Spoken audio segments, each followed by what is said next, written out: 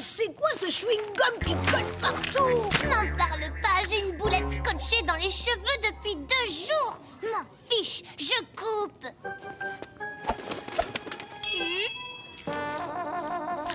C'est pas possible. Qui a eu l'idée stupide de faire des trucs aussi collants? Thomas Adams, 1872, a inventé le chewing-gum et... Eh ben, c'est raté. Faut tout revoir, là. Exactement, on va aller le voir et lui faire inventer le chewing-gum qui ne colle pas. On va changer l'avenir de l'humanité.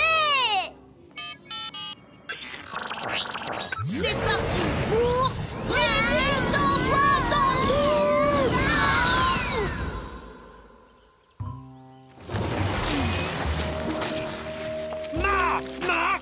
Ça suffit, les expériences, je démissionne. Marty, attendez un instant, on y est presque. Vous avez réussi le test, ma gomme colle parfaitement. Eh bien, trouvez-vous quelqu'un d'autre à coller avec? Je veux un job plus tranquille, moi. Adieu. Mais sans assistant, je n'arriverai jamais à mettre au point mon invention. Nous, on veut bien être vos assistants, Monsieur Adams. On est super fort en invention. Ouais, moi j'ai inventé le lance-boulette supersonique et le sifflet péteur. Et moi, je suis super forte en maths. Et je dessine trop bien et j'ai gagné tous les tournois d'élastique de l'école. Voilà qui est intéressant. D'accord. Top là. La pâte à chewing-gum. Vite, un truc pour la rendre pas collante. Poudre anti-colle, nickel. Pas touche à ma marmite. C'est mon invention. Ça fait des années que je travaille à cette formule. Personne n'y touche à part moi. Très bien. Où en étais-je déjà? Si on touche pas à la marmite, qu'est-ce qu'on va faire alors? Après le test d'adhérence, passons au test d'élasticité.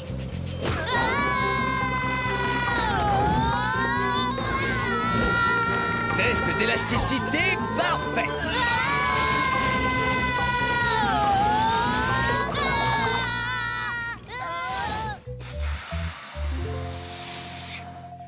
Allez, c'est parti. Ok, cette fois on va pas se laisser faire. Objectif marmite. À mon signal, on fait semblant de perdre le contrôle. Direction la porte du labo. Et au passage, on jette ça dans la pâte.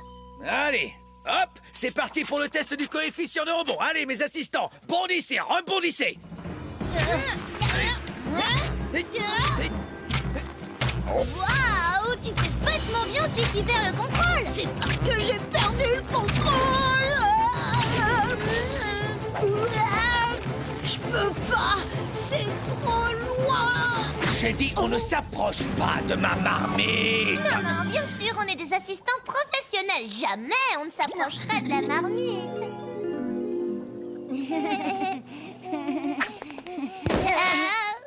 Coefficient de rebondissement exceptionnel. Et maintenant, on va étudier la résistance de ma gomme.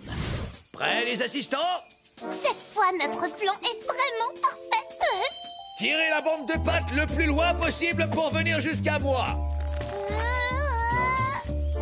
Non, c'est dans l'autre sens qu'il faut tirer. Comment? On ne vous entend pas. Plus fort, un tout petit peu plus à droite. Je sais, mais c'est vachement dur. Non, dans l'autre sens. Dans l'autre sens. Bon, je vais vous montrer. Non, pas la peine. Ah! Pas touche à ma marmite. J'ai rien mis dedans. Enfin, à part moi. Sortez de là immédiatement. Pas touche à mon frère non plus. Ça colle plus du tout. 20 sur 20 à tous les tests. C'est parfait. C'est parti pour le test en situation réelle. Ouais. Adèle, on va mâcher le premier chewing-gum de l'histoire du monde. Ça manque un peu de sucre. Mais qu'est-ce que vous faites? Vous mâchez du pneu? Comment ça? Du pneu?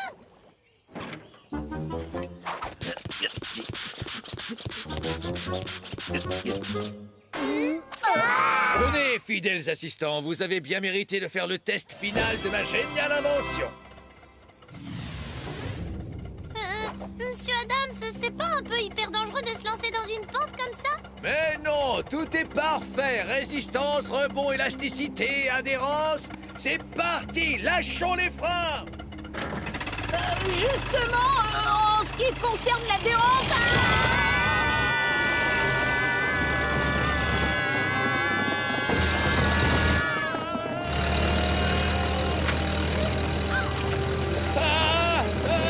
Vite, marchez! Sans discuter! À mon signal, soufflez!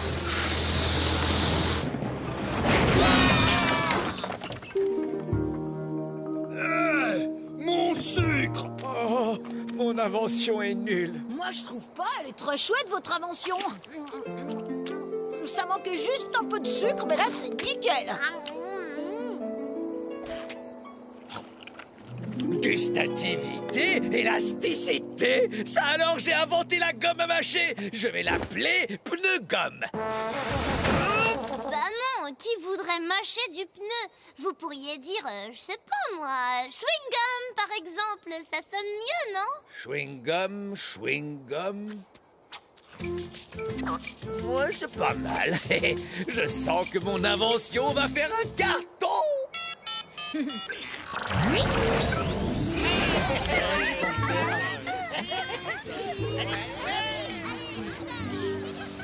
Le saviez-vous?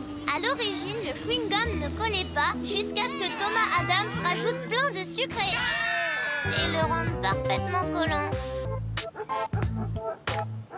Puissance maximum 20 secondes, après avoir délicatement beurré le croissant.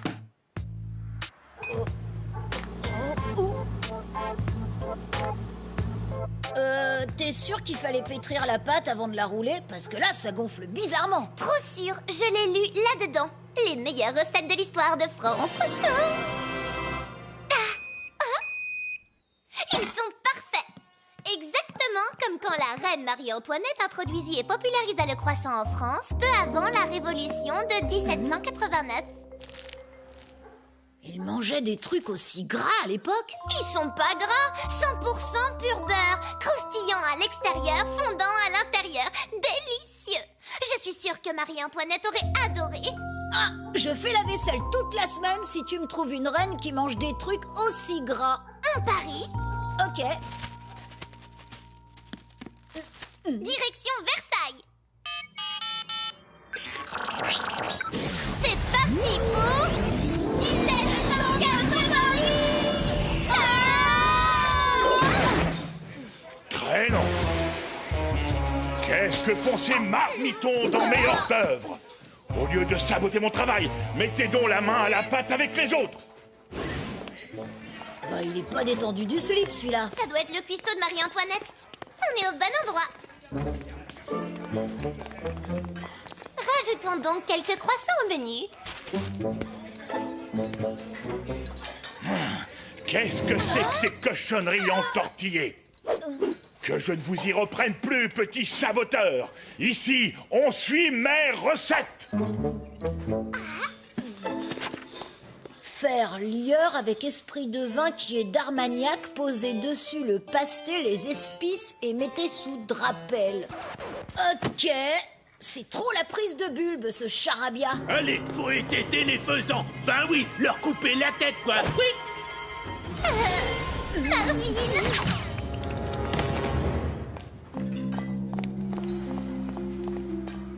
On n'a qu'à se faire passer pour des laquais. C'est le job parfait pour approcher Marie-Antoinette.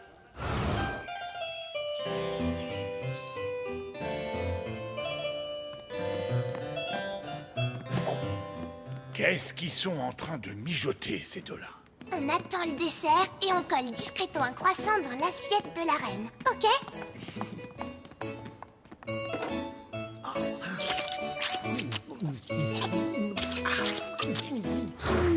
Je n'ai pas d'appétit. Deuxième service.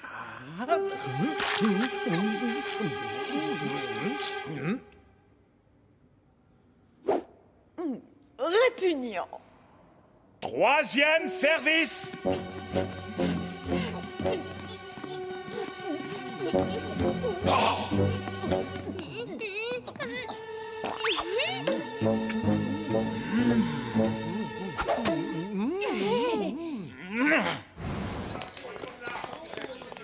Oh, tous ces services, c'est quand le dessert?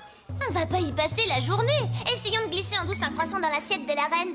Quatrième service.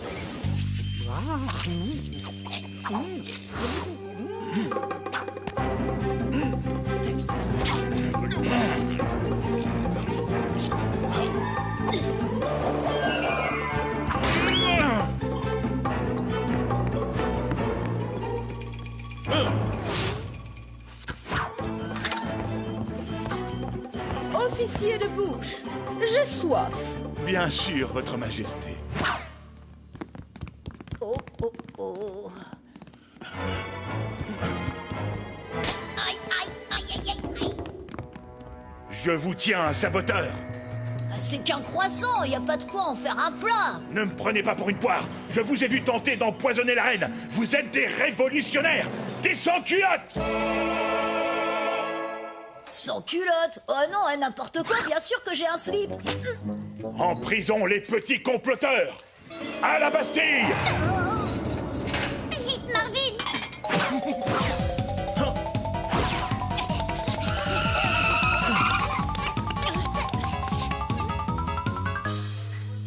J'ai une idée. Donne-moi un croissant.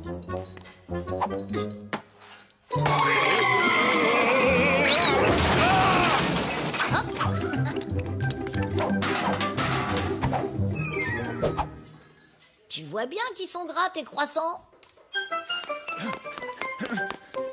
C'est bon, on l'a semé cette fois. Il reste plus qu'un seul croissant. On n'a plus le droit à l'erreur.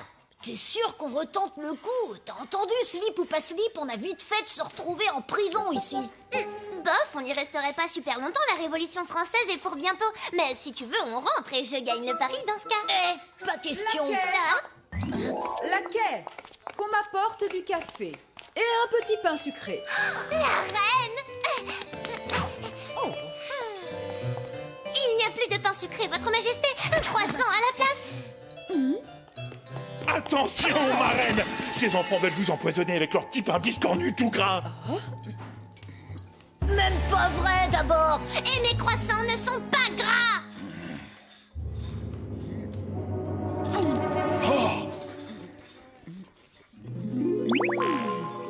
Cela ressemble un peu au petit pain que je mangeais quand j'étais à Vienne dans mon enfance.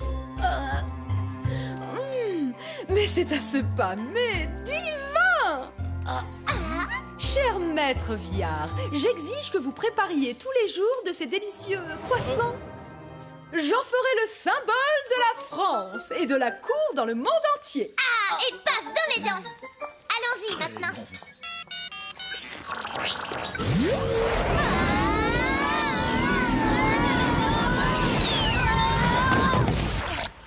Et voilà. Que dis-tu de cette magistrale déculottée royale? J'en dis qu'il me reste plus qu'à aller faire la vaisselle. Alors, Adèle, qu'as-tu préparé de bon? Des croissants, ils sont divins, royaux. Et ils sont où, ces croissants? C'est la reine de France qui a boulotté mon dernier croissant. Quoi?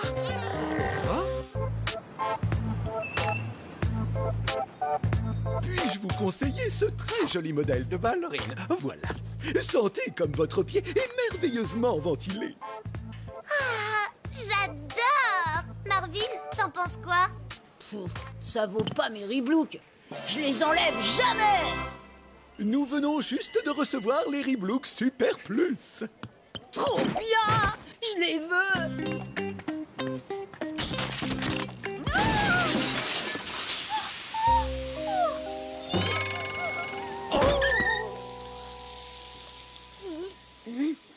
Ben quoi? Quoi? Bah quoi? Tu pues des pieds, Marvin. Non. Si. Non. Si. Non. Si. Sauf votre respect, je crois que la demoiselle n'a pas tout à fait tort. C'est quoi cette blague? Il sent rien, mon pied. Rien du tout. Ok, tu paries qui pue? À fond, je parie qu'il sent rien. T'as tellement perdu. Je pourra nous départager. Ah oui. Moins 45! Mais on est chez qui, là? Ah, Cléopâtre, reine d'Égypte. Ok, elle a l'air digne de sentir mon pied. Et hop! Oh. Excusez-moi, monsieur, est-ce que vous savez où on pourrait trouver cette dame? C'est pour lui faire sentir mon pied. Tais-toi, esclave! Au travail! Plus vite! Je dis plus vite! Plus vite! Je dis plus vite!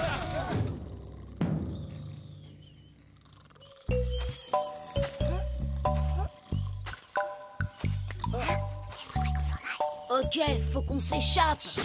Non mais vas-y, dis-le plus fort aussi. Ok. Il faut qu'on s'échappe! Silence, esclave! Passe-moi ta chaussure, vite.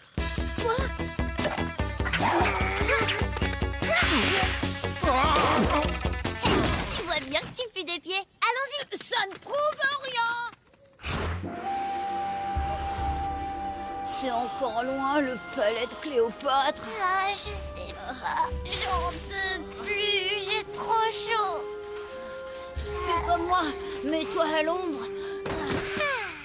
À l'ombre? À l'ombre de quoi? Génial! Le palais!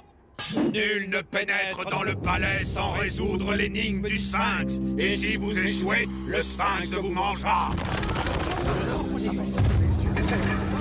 Tremblez, mortels, devant l'énigme du sphinx. Les va-nu-pieds n'en ont pas, les unijambistes n'en ont qu'une. Et ceux qui les gardent tout le temps finissent par sentir des pieds. Que suis-je? C'est... Oh, j'y arriveront jamais. Je sais! Si, c'est évident. C'est des chaussures.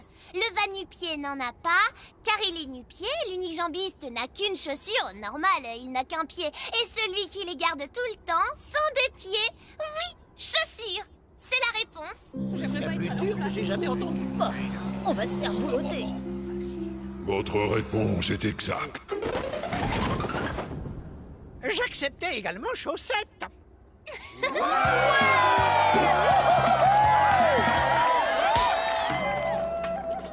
Les appartements de Cléopâtre. Fils de chacal puant! Dehors! Hors de mon nez! Mais mon château d'amour! Salut. On est venu voir Cléopâtre. La reine est indisposée pour l'instant.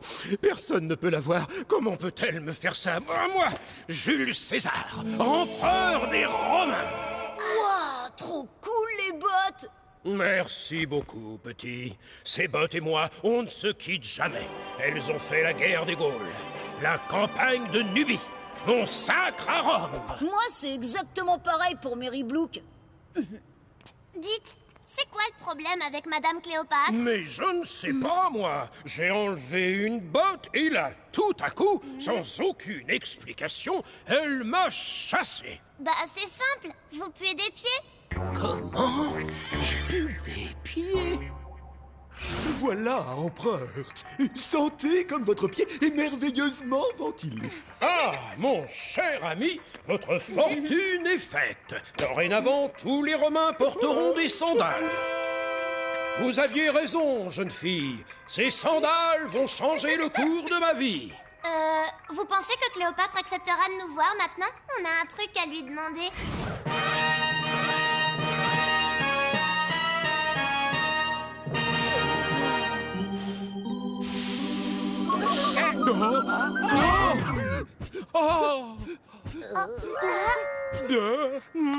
Moi, Cléopâtre, fille d'Isis et reine d'Égypte, déclare solennellement devant les hommes et les dieux que Marvin pue des pieds.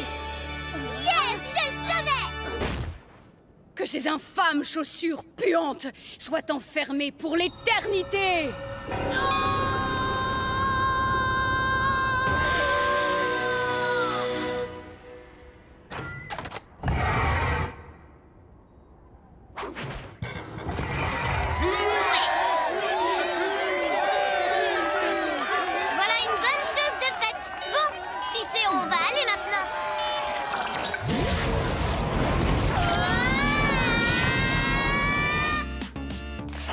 orteils ne touchent pas au bout?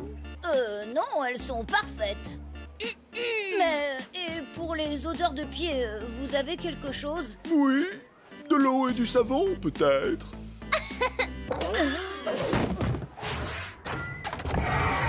Professeur! Professeur! Regardez ce que j'ai trouvé! Oh mon Dieu! Mais c'est... La malédiction de la momie!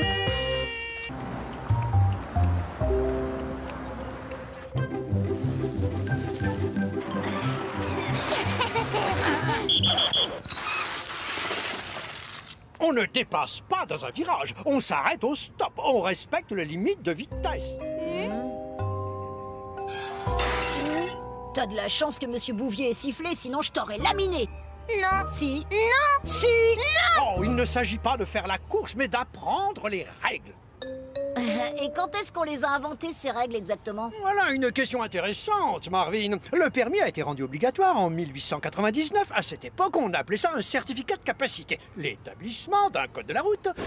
Très bien, on va aller finir la course pile avant qu'on invente ces règles. Et il n'y aura aucun coup de sifflet pour te sauver quand je te dépasserai. Règle ou pas, je suis imbattable.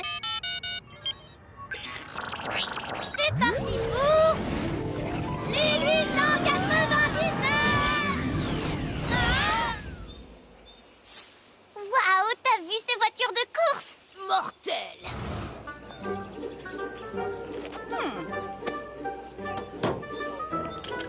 Qui veut un super pilote? Quelle magnifique robe, mademoiselle! Merci, madame. Ah, si j'avais trouvé un pilote aussi bien assorti que vous au rideau de mon automobile à vapeur, je l'aurais engagé volontiers. En fait, je suis pilote de course. Vraiment, je vous engage. Faire la route seule m'ennuie un peu. Ces courses de voitures sans chevaux sont si longues. Oh, comme c'est bête, c'était la seule place libre. Tu vas devoir faire la course à pied, Marvin. Bah non! C'est la 14e fois que votre moteur m'explose à la figure. C'en est trop, monsieur Delamare. Je démissionne. Mais je suis juste un ingénieur, comment je vais faire sans pilote? Revenez, il ne reste que quelques réglages à faire. Le moteur a explosé, on en est qu'à ses débuts, mais il a un potentiel incroyable. Un potentiel de danger incroyable, surtout. Monsieur Delamare, faut vous y faire. L'avenir, c'est le moteur à vapeur. Mais non! Mais si! Mais non! Mais si! Mais non! En voiture tout le monde! La course de voitures reliant Saint-Urbain à Plougastel va débuter. Si vous avez besoin d'un pilote... Au point où j'en suis. Tous en position. 3, 2, 1. Hop, départ.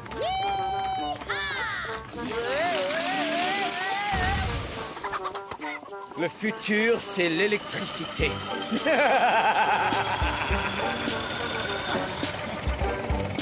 Bonne route, les amis! On se retrouve ce soir à Plougastel! On peut pas aller plus vite? Ne soyez pas si pressée, mademoiselle. L'important, c'est d'arriver en un seul morceau. Vous voulez des gâteaux?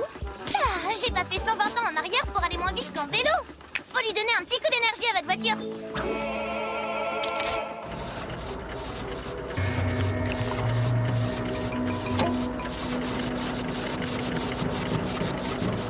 À ce soir, bande de losers! Quoi? Comment elle a fait? Moi aussi, je veux que ça accélère.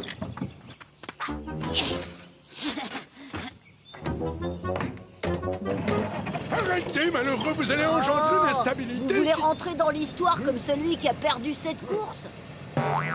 On peut peut-être faire quelques réglages.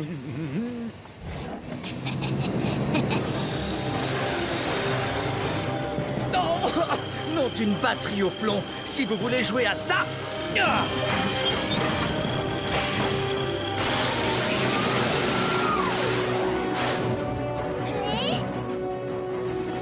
Alors, les limaces à vapeur? Toujours à boire le thé? Louisette, pouvez-vous leur passer du gâteau? Avec plaisir, chère Adèle. Raté!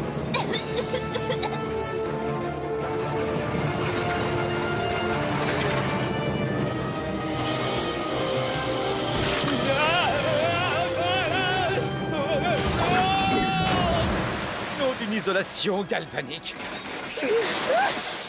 Vous allez me le payer! Oh maman, j'ai trop peur. Le salon de thé à roulettes se rapproche. Tu vas me lancer quoi cette fois? Des gaufres? On ressemble peut-être à un salon de thé, mais on ne pollue pas la terre entière. Oh, prends ça. Vengeance! Faudrait interdire aux enfants de conduire.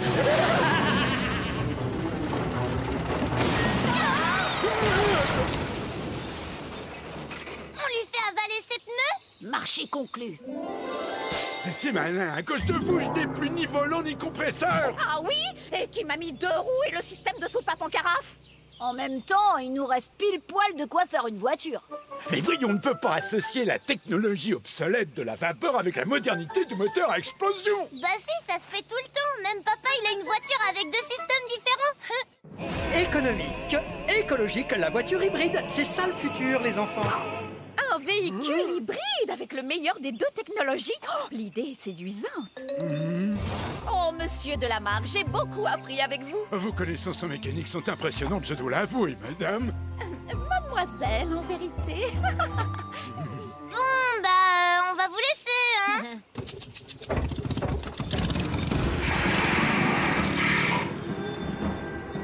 Hein? Mais qu'est-ce que c'est? Mais ce sont les freins. Il est juste devant, là.